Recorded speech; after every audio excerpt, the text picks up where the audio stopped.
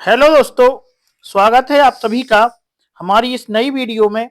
जो हिंदी साहित्य में इकाई 19 ग्राम श्री जो सुमित्रा नंदन पंत ने पाठ लिखा है उसके संबंध में आज इस वीडियो में हम सभी ऑब्जेक्टिव क्वेश्चन और ग्राम श्री का जो कविता है इसका पूरा सारांश और सुमित्रा नंदन पंत द्वारा लिखी गई जो रचना है तो उनका पूरा जीवन परिचय एक ही वीडियो में कवर करेंगे। तो बिना देरी के आइए हम बताते हैं आपको। सबसे पहले हम सुमित्रा नंदन का जीवन परिचय देखेंगे इस टाइप से। उसके बाद जो कविता है इस पूरी कविता को इस टाइप से, उसके भावार्थ भी आप देख रहे हैं तो भावार्थ को भी। उसके बाद इसके महत्वपूर्ण जो वस्तुनिष्ठ क्वेश्चन हैं सभी महत्वपूर्ण वस्तुनिष्ठों को हम एक वीडियो में कवर करेंगे। तो बिना देरी के आइए आप हमसे जुड़े रहें और वीडियो को बिल्कुल भी स्किप ना करें।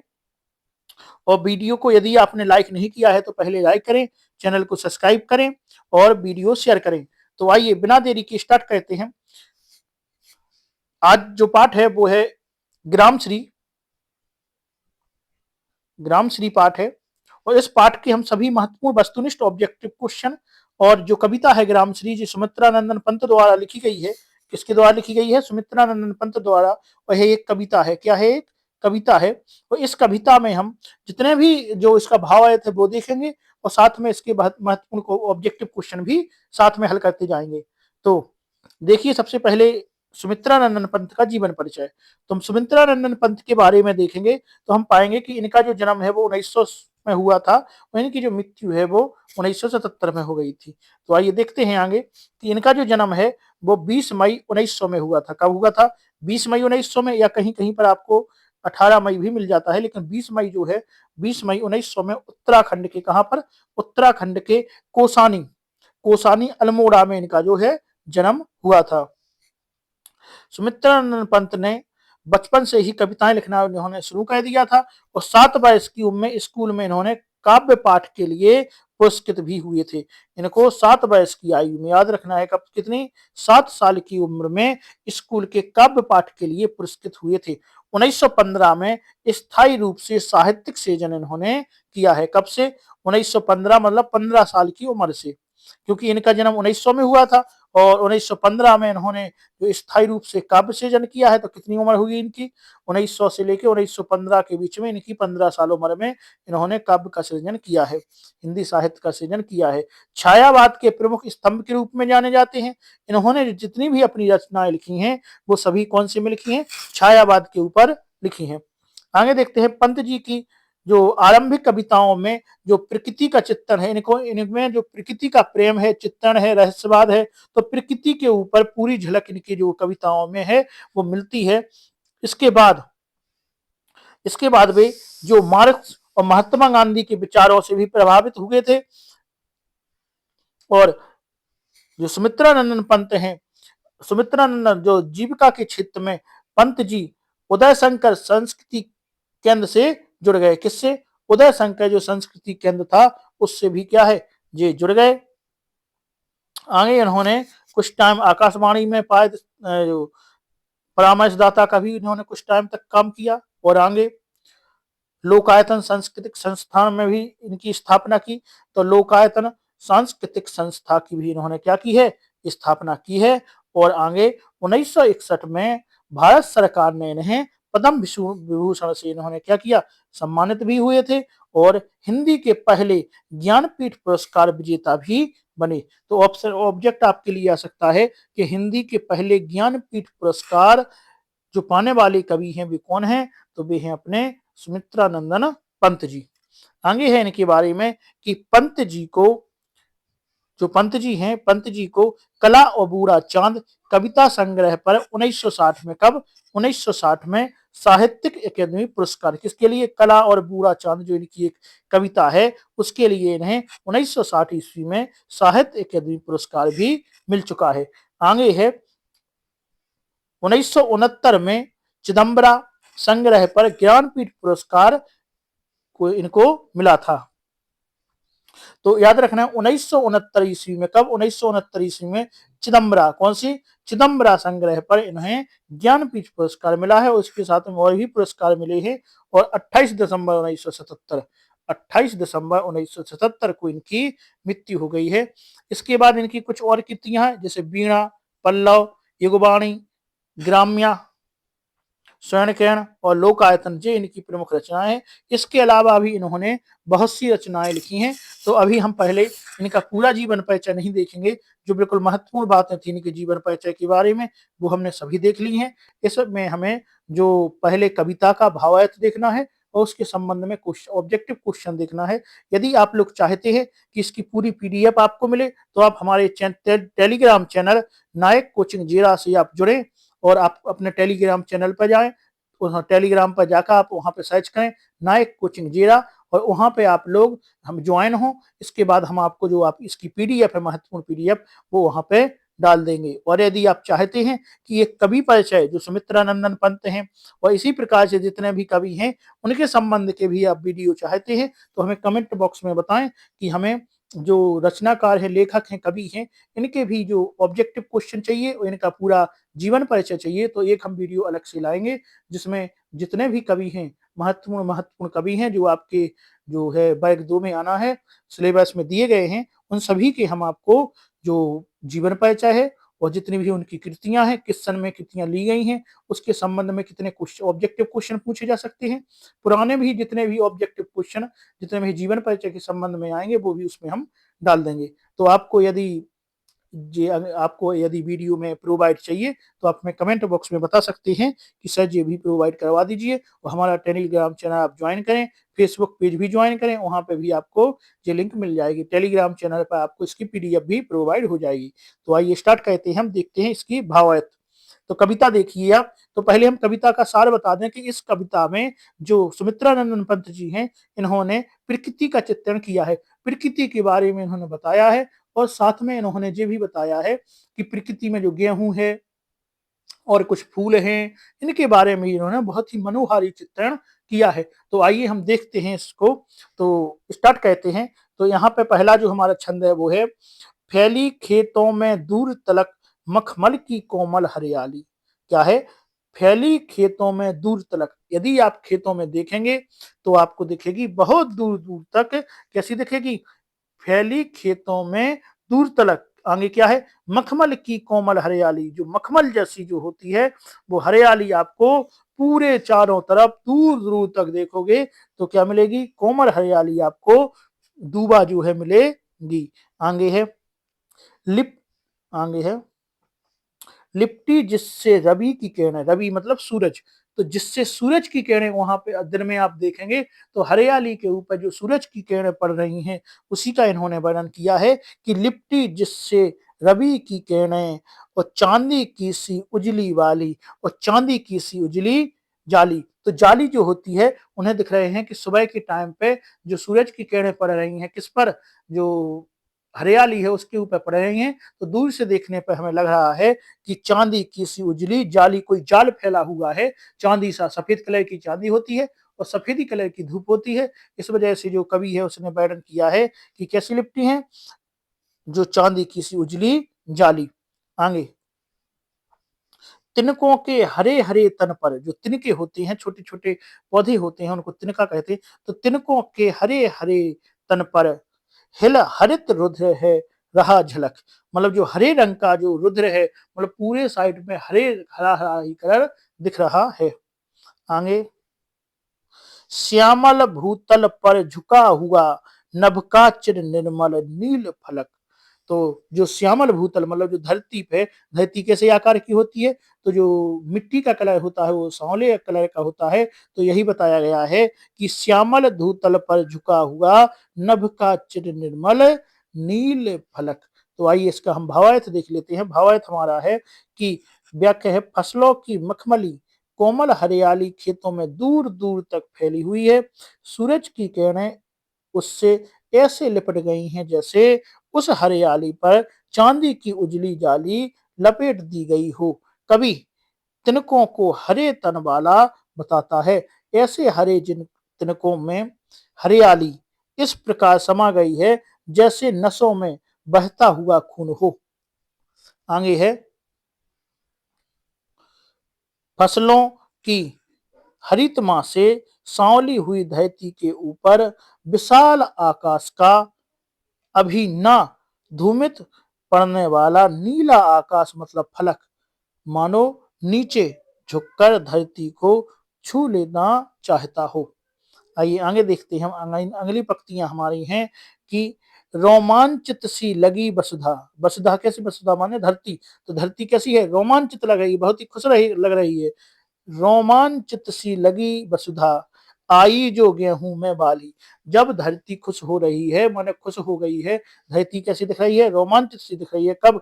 जब जौ और गेहूं, आई जो गेहूं में बाली। तो जौ और गेहूं दोनों में क्या आ गई हैं? बालियां आ गई हैं, मतलब जो उनकी बाली हैं वो निकल आई हैं। तो गेहूं यहाँ पे फर चुका है, तो आई बाली। आगे है अरहर। अरहर कहते हैं हम, मतलब जो दाल होती है ना अरहर की, वही।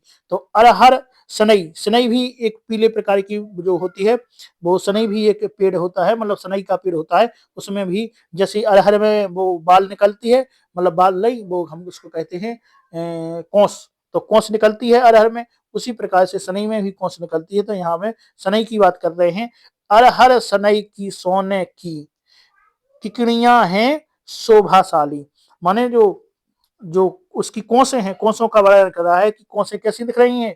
सुनहरे कलर की, उसकी सोने जैसी कोसें हैं। और किकड़ियां हैं शोभा काली, उसकी जो वो शोभा दिख रही है, बहुत ही मनोहारी शोभा है। आगे है उड़ती भीनी तेलांत गंध, फूली सरसों पीली पीली। तो जो तेलांत गंध, तेल जैसी गंध आ रही है, कहाँ पे? सरसों के फूलों से। और सरसों का फूल कैसा दिख रहा है? पीला पीला दिख रहा है, फूल गए हैं फूल। तो आप जानते हैं सरसों के जो फूल फूल जाते हैं तो वे कैसे दिखते हैं? पीले कलर के दिखते हैं। तो वहीं से बताया है उड़ती भीनी तेलांत गंध। गंध कैसी है? तेल और जैसी गंध आने लगी है। और वहां पे कैसी बाली है? पीली कलर आ गया है सरसों पर। आगे लो हरित धरा से झांक रही नीलम की कली, तीसी नीली। ठीक है, तो आइए इसका हम पूरा व्याख्या देखते हैं कि गेहूं और जौ में जो 9 विकसित बालियां हैं, अरहर और सनई की पकी फसलों में फलियों के बीच हवा से हिलकर बज उठने वाले गोल सुनहरे दाने। उसके दाने कैसे होते हैं? गोल सुनहरे। फूली सरसों का जो पीला रंग है, और उसके फूलों से हवा में बिखरती तेलीय सुगंध है। हरी हरी धरती से निकलने वाले नीले फूल सिर पर सजाए जो तीसी के छोटे हैं, इन सबका एकत्र सौंदर्य देखकर मानो धरती रोमांचित हो गई हो, पुलक और प्रसन्नता से भर सी गई हो। तो बताया गया है कि धरती कैसी हो गई है? प्रसन्न हो गई है। आइए आगे देखते हैं हम। आगे है हमारी कि रंग रंग के फूलों में रिमिल हंस रही सखियां मटर खड़ी। जो मटर की वो फलियां हैं वो क्या है? हंस रही हैं। आगे मखमली पेटियों सी लटकी झीमिया, जो छीमिया और छिपाए बीज लड़ी, फिरती है रंग रंग की तितली। रंग रंग के फूलों पर सुंदर और फूले फिरते हैं फूल स्वयं, उड़ उड़ बेतों से बिंतों पर। माने बताया गया है कि जो फूल हैं फूले फिरते हैं। फूल क्या है? फूले फिर रहे हैं, मतलब मुस्कुरा रहे हैं, खुश हो रहे हैं। तो फूल कैसे फिर रहे हैं? फूले फिरते हैं। और उड़ उड़ बेंतों से बेंतों पर। एक बेंत उग रहा है, मतलब एक फूल उग रहा है, फिर दूसरा उग रहा है, फिर तीसरा उग रहा है। तो बेंतों से बेंतों पर, माने डंठलों से डंठल पर क्या है? फूल भी जो खिलाए हैं। तो यहाँ पे बताया गया है कि मटर के फूल और फलियों वाले पौधे ऐसे सुंदर लगे हैं जैसे मानो विस्तृत फसल राशि की सखियां हों। फसलों की मटर रूपी ऐसी सखी रंग बिरंगे फूलों को लिए खेतों में खड़ी हंस रही हैं। बीजों की लड़ी या श्रृंखलाएं, जो श्रृंखला है, को अपनों में समेटे मटर की फलियां मखमल की मुलायम थैलियों की सी मटर के पौधों से लगी लटक रही है। मटर के फूलों पर बैठती उठती रंग बिरंगी तितलियां जब तक फूल से दूसरे फूल पर जाती हैं तो ऐसा लगता है जैसे रंग बिरंगे फूल स्वयं ही अपने बेंतों से और कह दूसरे बेंतों पर जाकर बैठ जाते हैं। आइए आगे देखते हैं हम चौथी जो हमारी पंक्ति है वो है कि अब रजत स्वर्ण मंजरियों से लद गई आम्र तरु की डाली। रजत मंजरियों से मतलब स्वर्ण के कलर की जो जो आम होते हैं, आम का जो तरु मतलब जो आम की डालियां हैं वो फूलों से लद गई हैं। किसके? मोर आया है। कौन मोर आया है? आम मोर आए हैं, आम के फल लग गए हैं। तो रजत स्वर्ण मंजरियों से लद गई आम्र तरु की डाली और झर रहे ढाक पीपल के दल, हो उठी कोकिला मतवाली। कोकिला मतलब यहाँ कौन है? कोयल से कहा गया है कि कोकिला भी जाग गई है, कोयल भी जाग गई है। महके कटहल, कटहल का जो पेड़ है वो महक रहा है। और आगे है मुकुलित जामुन, जामुन कैसी है? अभी मुकुलित है। और जंगल में झरबेरी झूली, तो झरबेरी मतलब जो बेरी होती है वो झड़ गई है। आगे फूले आड़ू नींबू दाड़म, आलू गोभी बैगन मूली। तो ये क्या है? जो फूल आ गए हैं इन सब में। तो आइए इसकी व्याख्या देखते हैं कि गांव की धरती केवल फसलों से सौंदर्यपूर्ण नहीं है, बल्कि बाग बगीचों में लगे आम की डालियां भी जो अब बोरों से लरसी गई हैं, उसकी शोभा बढ़सी गई बड़ मने बढ़ा रही है।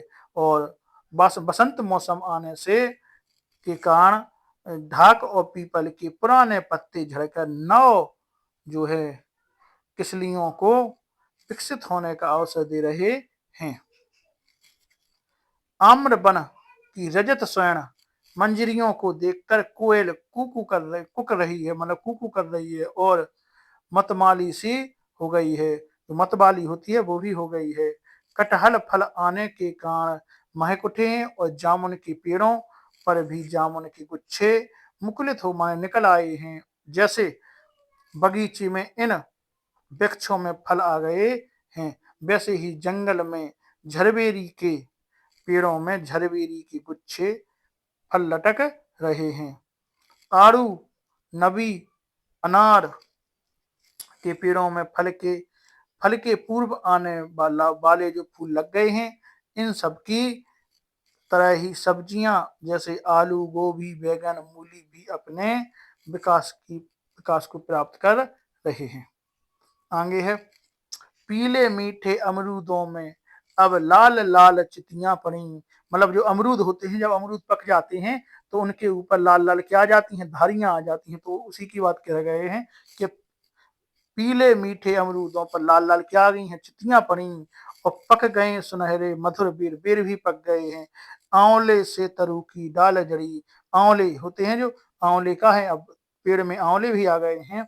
आगे है लह लह पालक मह मह धनिया, जो पालक है वो भी लहरा रही है, महक रही है, धनिया भी महक रही है। लौकी और सेम फली फैली, जो लौकी है वो भी आ गई है और सेम भी आ गई है। और मखमली टमाटर हुआ लाल, मिर्चों की बड़ी हरी थैली। तो इसमें बताया गया है, कवि बता रहे हैं कि पीले अमरूद अब लाल पत्तियों वाले हो गए हैं, अर्थात पहले से अधिक मीठे और सुंदर हो गए हैं। बेर पक गए हैं और आंवले भी डालों पर बहुत से फलों के गुच्छे लटक गए हैं। कहीं खेतों में पालक लहरा रही है तो कहीं धनिया भी भीनी खुशबू फैला रही है। कहीं लौकी सेम की लतों में लौकी और सेम झूल रहे हैं तो कहीं मखमल से मुलायम टमाटर हरे से लाल हो गए हैं। आगे है मिर्च के गुच्छों को देखकर कवि की कल्पना उन्हें बीजों से भरी हुई हरी थैली के रूप में प्रस्तुत करती है। तो इसके जो हमने आगे देखिए छठवीं और लास्ट लाइन है कि बालू के सांपों से अंकित गंगा की सतरंगी रेती और सुंदर लगती सरपत छाई तट पर तरबूजों की खेती। मतलब यहाँ पे अब बात की गई है कि बालू के सांपों से अंकित, मतलब जो वो होता है क्या नाम, नदी, नदी के बगल में आप देखेंगे कि जो बालू नहीं आ जाती है, वहीं की बात कही गई है कि बालू के सांपों से अंकित गंगा की सतरंगी रेती, रेत जो बालू आती है तो नदी के बगल में जो बालू आती है उसी का वर्णन कर रहे हैं। आगे है सुंदर लगती सरपत छाई और तट पर माने जो वहां पे क्या लग जाते हैं, तरबूज लग जाते हैं गर्मियों में। तो आगे है अंगुल की कंघी से बगुले, बगला के जो वो होते हैं पैर, तो बगुले क्या कर रहे हैं, अपने अंगुली की कंघी से कलगी समारते हैं कोई, मतलब जो बगला है वो वहां पे आ रहे हैं, नदी के पास में आ रहे हैं और अपनी कंघी कलगी क्या है, सवार रहे हैं अपने हाथों की कंघी से। मतलब जो उनके पैर होते हैं उनमें जो कंघी, मतलब जो उनके वो होती हैं उंगलियां होती हैं, मतलब हम कहें तो उन्हीं से क्या कर रहे हैं, अपने पैर जो है मतलब अपने पैरों से कलगी को संवार रहे हैं। और तिरते जल में सुरखाब पुलिन पर मगरोठी रहती सोई। आगे इसका अर्थ है कि गंगा की जो रेती है, जो जो सूर्य का प्रकाश पड़ने पर के कारण सतरंगी बनकर चमक रही है, अब बालू के सांपों से अंकित है। उसके चारों ओर सरपत की घनी जो झाड़ियां हैं और तट पर तरबूजों के खेत बड़े सुंदर लग रहे हैं। जल में अपने एक फिर को उठा उठा कर सिर खुजलाते बगुले ऐसे दिखाई दे रहे हैं जैसे बालों में कंघी कर रहे हों। गंगा के उस प्रवहमान जल में कहीं सुरखावा तैर रहे हैं तो कहीं किनारों पर मगरोठों, माने कुछ विशेष प्रकार की चिड़ियां होती हैं उनको मगरोठी कहते हैं, उड़ती हुई दिखाई दे पड़ रही हैं। आगे है, अब है लास्ट के हसमुख हरियाली हिम आतप सुख के अलसाए से सोए और भीगी अंधियाली में निसी की तारक स्वप्नों में से खोए मरकत डिब्बे सा खुला ग्राम जिस पर नीलम नभ आच्छादन और निरुपम हिमांत में सिगिंध शांत निज शोभा से हरता जनमन। आगे कवि कहता है कि रात की भीनी जो अधियारी में सुखालस्य माने सुख के कारण उत्पन्न होने वाला आलस्य से युक्त हसमुख हरितमा को धारण करने वाली फसलें जैसे रात और तारों के सपनों में खोई हुई सी सो रही हैं और पन्ने ऐसे हरित छवि वाला इन फसलों को धारण करने वाली धरती का गांव पन्नों माने का है मरकत के डिब्बे जैसा है। इस मरकत डिब्बे जैसे गांव के ऊपर नीला आकाश ऐसी छाया है जैसे नीलम का आच्छादन हो। अनुपमेय शोभा युक्त गांव की यह स्कंध छटा मन दृश्य इस बांसती मौसम में अपनी शोभा से लोगों का मन हर लेने वाली है। तो आइए बस इसकी हम जो कविता है हमने पूरी कविता पढ़ ली। आप लोग कविता ध्यान से पढ़ें और इसका जो सारांश है वो भी आप ध्यान से देखें। अब हम आइए इसके देखते हैं कुछ महत्वपूर्ण ऑब्जेक्टिव क्वेश्चन जो आपके लिए बहुत ही जरूरी हैं। तो आइए देखते हैं, अब महत्वपूर्ण ऑब्जेक्टिव क्वेश्चन इसके देखते हैं। तो आपको इसकी आंसर बताते जाना है कि किसका क्या आंसर होगा। तो पहला हमारा है ग्रामश्री चित्रित से लिया गया है। इसमें पहला है कवि को आकाश में छाए तारे कैसे जान पड़ते हैं। तो कवि को जो आकाश में छाए तारे हैं वो किस प्रकार के लग रहे हैं। पहला है बच्चे की परी कल्पना के समान जान पड़ रहे हैं, या दूसरा है प्यारे प्यारे और सुंदर बच्चे के समान जान पड़ रहे हैं, तीसरा है सपनों में खोए जान पड़ रहे हैं, या चौथा है चमकते हीरों के समान जान पड़ रहे हैं। तो इसका आंसर जो है वो होगा आपका कि सपनों में खोए जान पड़ रहे हैं। तो इसका आंसर आपका सी हो जाएगा कि आकाश में जो छाए तारे हैं वो कैसे जान पड़ रहे हैं, सपनों में खोए जान पड़ रहे हैं।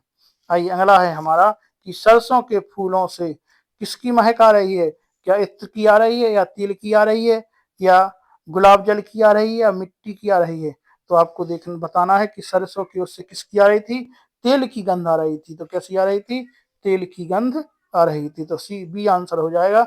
अगला हम देखेंगे मटर की लटकती फलियां कैसी प्रतीत हो रही हैं, सोने की किंकड़ियों से के समान, या मखमली पेटियों के समान, या सुनहरी पेटियों के समान, या हल्दी पेटियों के हल्की पेटियों के समान। तो इसका आंसर जो है वो आपका हो जाएगा बी कि मखमली पेटियों के समान जो है मटर की फलियां आपको लटकती प्रतीत कवि को आ रही हैं। चौथा है हमारा तीसी के फूलों की तुलना किससे की गई है? किसकी? तीसी के। तो तीसी के जो फूल हैं उसकी जो तुलना है किससे की गई है? स्वर्ण आभूषण से, सौंदर्य से, नीलम की कलियों से, या सोने के समान। तो इसका जो आंसर हो जाएगा वो है नीलम की कलियों से। किसका?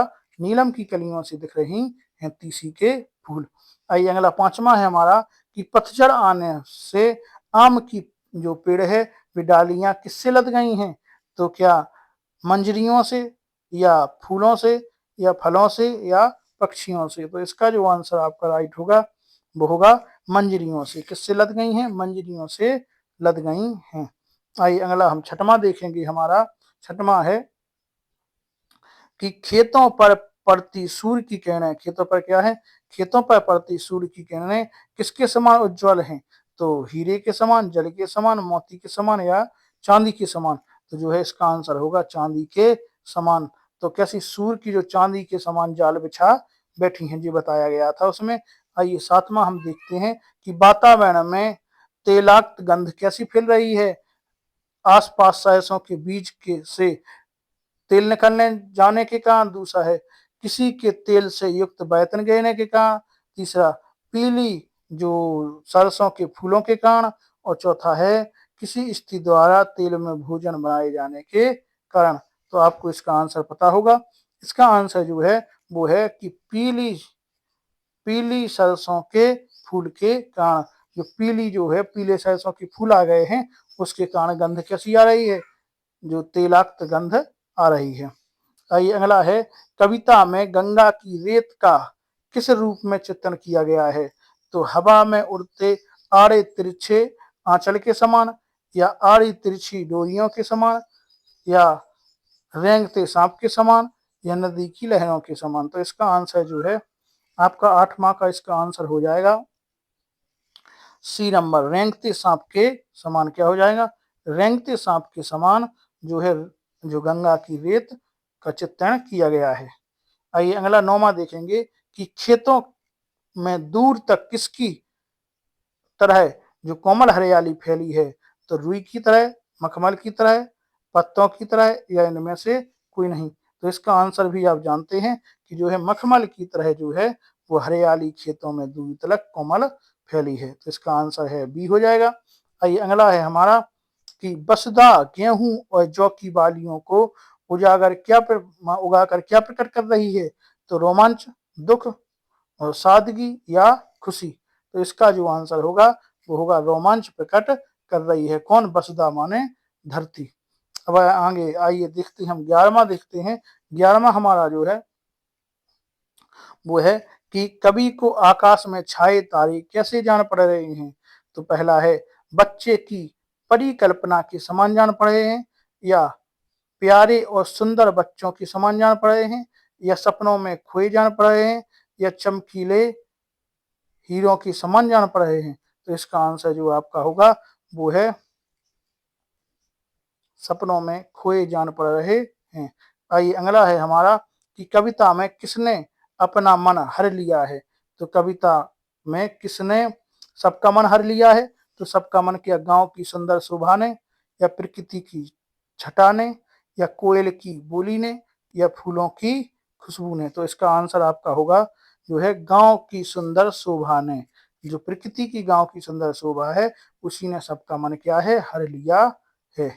आइए 13वां है ग्रामश्री कविता में कवि किसका वर्णन कर रहे हैं? तो पहला है इसका बालिका की अटखेलियों की। दूसरा प्रकृति की सौंदर्य की, या जीवन के विविध रंगों की, या अगला ग्रामीण जीवन की? तो इसका आंसर जो होगा वो है प्रकृति के सौंदर्य की जो शोभा है उसका जो ग्रामश्री में वर्णन किया गया है। आइए अगला है अमरूद का रंग कैसा हो गया है? तो हरा, या सुनहरा, या काला, या पीला? तो आपको बताना है। तो अमरूद का कैसा हो गया था? पीला रंग हो गया था। तो अमरूद का कैसा, पीला, इसका डी होगा आंसर। आइए अगला है कि सुमित्रानंदन पंत कवि किस कला में सिद्धहस्त दिखाई देते हैं? तो प्रकृति के सौंदर्य के वर्णन में, प्रकृति के सजीव चित्रण में, या प्रकृति के विविध रूपों में, या प्रकृति और मनुष्य के आपसी संबंध को दर्शाने में। तो इसका आंसर जो होगा वो होगा आपका बी नंबर, प्रकृति के सजीव चित्रण में जो है कवि सुमित्रानंदन पंत जो कला में सिद्ध हस्त दिखाई देते हैं। आइए अगला है हमारा 16वां कि इस ऋतु में सबसे अधिक मात्रा में क्या फूले फले हैं? तो लौकी और पालक, सेम और मिर्च, धनिया, उपर्युक्त सभी। तो इसका आंसर जो होगा आपका होगा उपर्युक्त सभी, क्योंकि इस कविता में लौकी, पालक, सेम, मिर्च और धनिया सब की बात की गई है, इसलिए उपर्युक्त सभी। अगला, पतझड़ के मौसम में कौन मतवाली हो गई है? तो मोरनी, कोयल, हंसनी या सारस। तो आपका आंसर जो होगा वो होगा कोयल। कोयल कैसी हो गई थी? जो मतवाली कोयल हो गई थी कविता में। आइए अगला है हमारा, गंगा के किनारे किसका ढेर लगा हुआ है?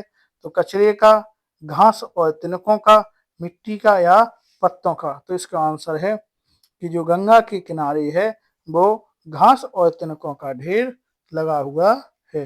तो बी इसका आंसर सही हो जाएगा।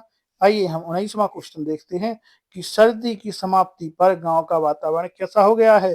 तो उदास या शांत या रंगीन या हंसमुख। तो इसका आंसर जो है वो शांत हो गया है। तो सर्दी की समाप्ति पर गांव का वातावरण शांत हो गया है, इसका आंसर भी हो जाएगा। अगला लास्ट जो है, टमाटर किसकी जो टमाटर है किसकी तरह लाल हो गया है? तो मखमल की या सेब की या खून की तरह या इनमें से कोई नहीं। तो इसका आंसर जो होगा वो है मखमल की तरह टमाटर जो है वो लाल हो गया है।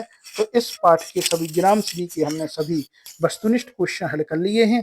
तो आज के इस वीडियो में इतना ही रहने देते हैं। आप लोग वीडियो को लाइक करें, चैनल को सब्सक्राइब करें और वीडियो को शेयर करें। हम आइए आपसे आगे अगले वीडियो में मिलते हैं।